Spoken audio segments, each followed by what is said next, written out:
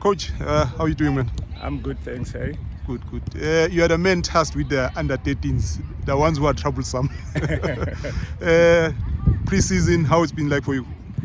To be honest, we quite had a nice pre-season. The only thing that disturbed it was the weather, though it was only 2 weeks of it. But other than that, in terms of players learning how we should play and the fitness level of players, we're working very hard on that. I know it might be difficult because they're from under 12s and they've been playing in a small field, so now they're coming into a bigger field. So yeah, it's still a challenge, but we're getting there. Coach, at under 13, especially with you guys at Randburg, it's not like we are starting them at 13 years old. They've been through the ranks in your younger age groups. But at under 13, what are the key performance areas you are looking at in terms of developing these players? So firstly, with any development team, the players must be technically good, so we're looking there. And then the second thing we're looking at is the mindset of the players, whether they are willing to learn, willing to play, and willing to take on the pressures of the level that we're playing at. And then the third one, I would say the hunger to play. If they have that determination, they have that courage, the persistence, then you will say that a player, that kind of a player we can work with at this level, and especially this GDL league. What are some of the challenges you face, Coach? Like you said, they are coming from playing smaller field to a bigger field now. How has the adjustment been like? Like I said, that 2 weeks of rain, it compromised us a lot, but they're getting there in terms of learning to play in a bigger field. We might have challenges in terms of the legs because they might get tired very earlier, but as long as we keep on the program that is run by Randburg in terms of our pre-season, we continue doing that. Third, fourth game, they will be okay. They'll understand the distances between them and the bigger part of the field. At this age group, do you also introduce tactical work? Because there's always a debate in youth football as to when do you start bringing on teaching these boys tactics. Yeah, I think the most important is organization. As long as they understand their positions where they are, and then it's easy to deal with tactics. And remember, with tactics again, as long as the team has a system and the methodology, you'll say make it easier for them moving from under 13 to 14 or 15 with the same system. But if the system is in patches, it will be difficult for us to introduce tactics, because when need to be promoted, it's a difficult situation whereby players need to adjust again to a new coach, a new style and everything. But with us Randburg, so we have a new methodology that we're playing, and then that's good, whereby they will progress with how we play tactics. We're putting them in so that they can understand how the team plays. Coach, in terms now of the objectives, we know it's about developing, but what are the objectives? What do you want to achieve come end of the year with your group? What are the things you are looking and say, okay, if I can do 1, 2, 3, I would have done my job as a coach? Firstly, I would like player retainment. If we can have 80% from this under 13 group to play the 14 next year, or even 15. And then the second thing, if we can be in a better position than the previous under 13, maybe in a top 6, then that will be the achievement of the team. Coach, thank you very much. Hope you will achieve your objectives. We don't want you to get fired because you didn't meet your objectives. All right. Thanks, my brother. Very hard to achieve them. Thanks. Coach Tony, how are you, my brother? Good, how are you doing? All good, all good. I see you're very busy, yeah? The season just kicked off, played against Rockcaps. How was the game? So for the 15s, we made it very tough for ourselves. Even though we won 2-1, we went down for their first goal early in the second half. But thankfully the boys picked it back up together and we got the win. Like I said, made it difficult for ourselves, but most importantly, we got the 3 points. And then with the 14s, it's a very tough team. That Rock F side is very tough for us. We drew 1-1, but again, as long as we got the point away from home, we're happy with that. Yeah, the season has just kicked off. You played match day 1. But in terms of your preparation coming into this season for both 14 and 15, what are some of the things that you did in terms of recruitment, preparing the team? I know everyone's complaining about the rain, interrupted a lot of the rain work. has killed us in the past 2 weeks, but our recruitment, we've got a couple new players. We've got 1 or 2 boys from PE, which is when the under 14 setup. In the under 15s, we've got 1 or 2 boys from Durban, which is quite nice to have that mixture in the teams. And then 14s, obviously we've got about 10 new players from last year's 13, so it's a nice little change of teams. And also with the 15s, we've got also lots of new players from last year's 14s. We've got another 10 additions, so very happy with that. So how important is that, player retention, having players from 13 moving to 14, 14 moving to 15, because, they've been around here, they know how Randburg plays. So especially at Randburg, we love retaining our players. So if we don't make the GDL team, we've got a second team that plays in the championship. So we do encourage our boys to stay in this Randburg system, we call it. So if one of our GDL boys do fall out, we can always go back into the championship. And like we like to say here, we like to look in-house first and then go for external players.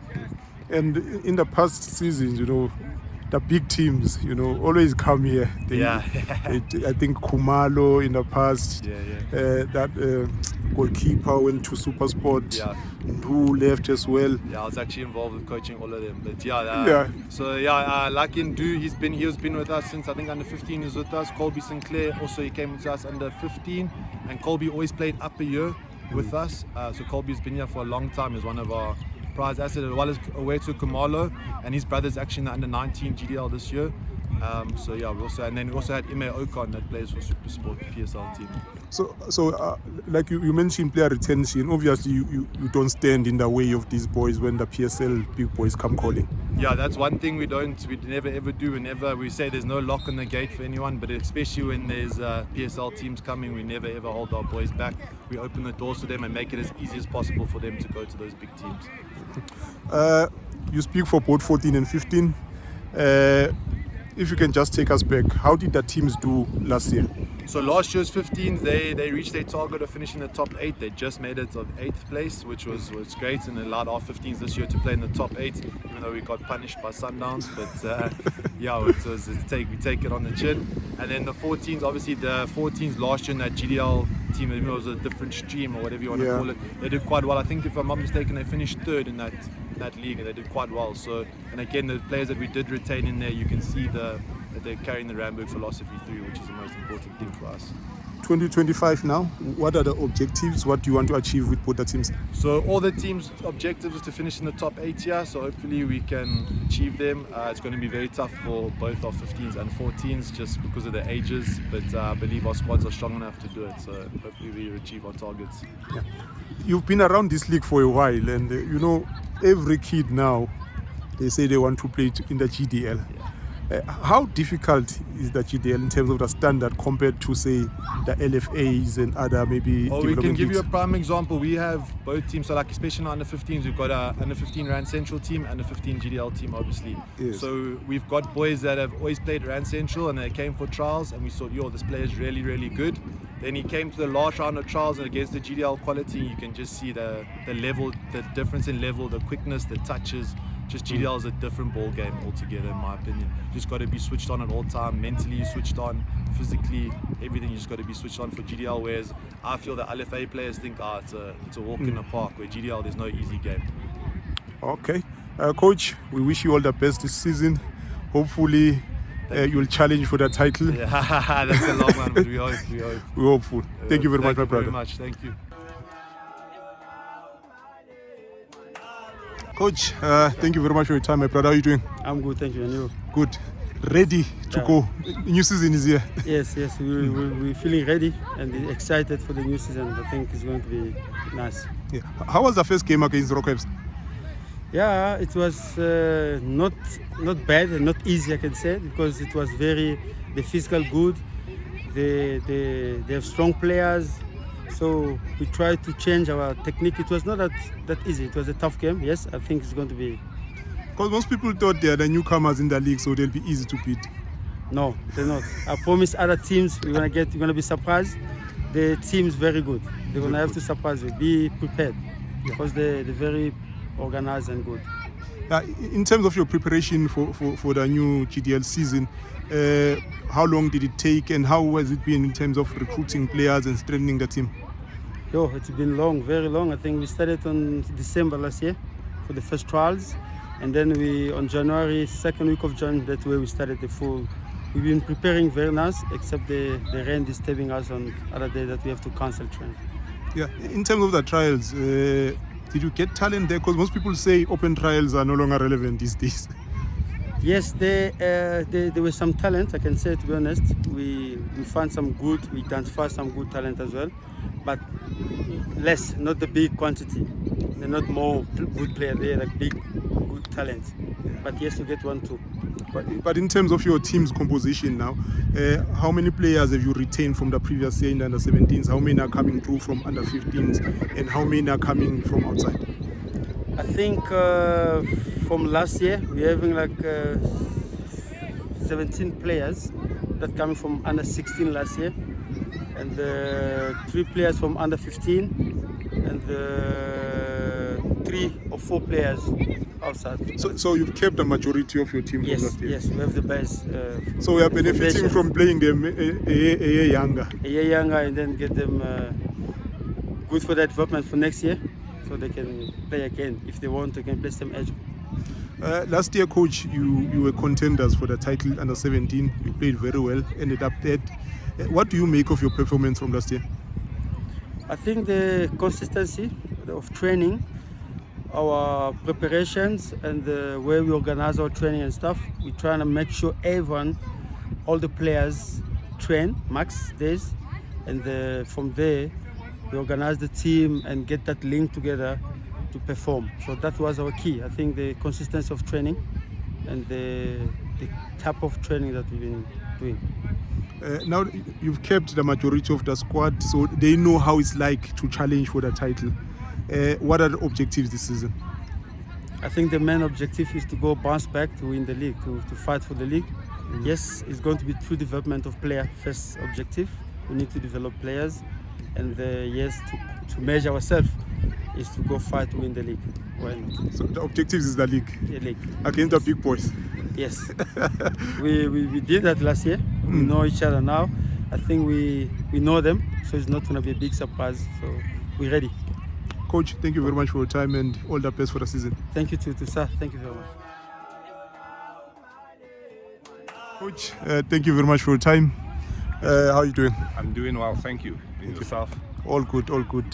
The season has just kicked off. You played against Rockwaves last weekend. How was the game? It wasn't too difficult under the circumstances.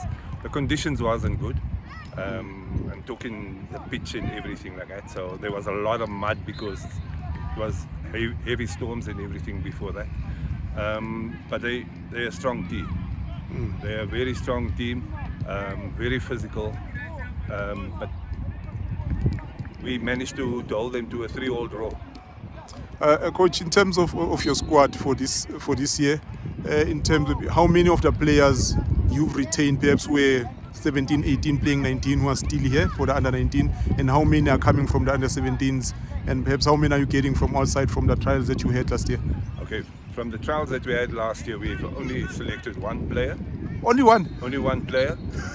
70% of the under-17 team has come up, and they're staying with the 19s, and the balance of the boys that's in the squad is from the under-19 team that played last season. Let's talk about those trials that you had. You mentioned that for the under-19 team, you were only able to select 1. You know, what does it say about the crop of talent that came through for the trials? What actually happened with the trials, we've seen that mostly 13, 14, 15s and 16s came through, boys, but when it came to 19s, very few boys came out to come and trial and everything like that. So we went and selected what we thought is the better option, and stuck with the 1 player that we received. And in terms of your performance last season, if you can just remind us, where did Randburg finish for the under-19s? Under 19s at Randburg, I think we finished off at about 11th. Wasn't in a good space. What's also contributed to that is you know, most of the boys were in matric and everything like that, and then when it came to exams and all that, that's when we lost some of the players during the games that we had to be played.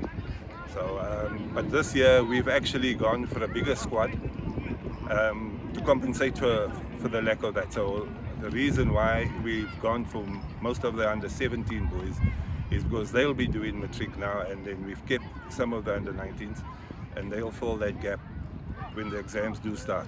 So there's boys that won't be busy with exams over that period. How important is that period? Because obviously school will always come first. Yeah. And you know, football secondary, sometimes the boys don't even train, they just show up on Saturday. How difficult is that period? It's very difficult because we've seen it even with the under 17s last season.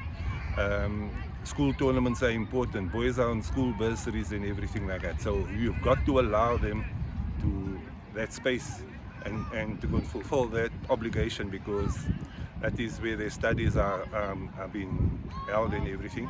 But what I want to actually say is that we're looking forward to this season and just take it from there.